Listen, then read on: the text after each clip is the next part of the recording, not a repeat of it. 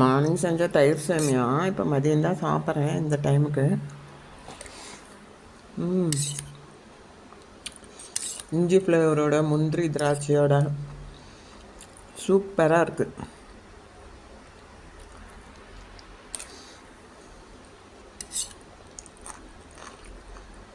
பச்சை மிளகா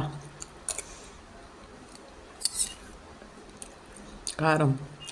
நாங்கள் எப்போ போனாலும் கோயம்புத்தூரில் அன்னபூர்னால ஒன்று வாங்கி நானும் என் ஹஸ்பண்டு பாதி பாதி சாப்பிடுவோம்.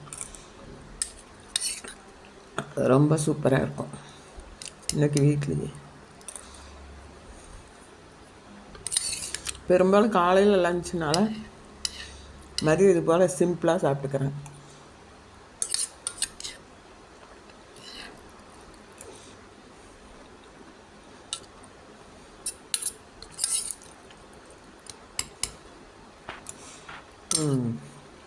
செய்து பாருங்கள், ஃபீட்பேக் சொல்லுங்கள்.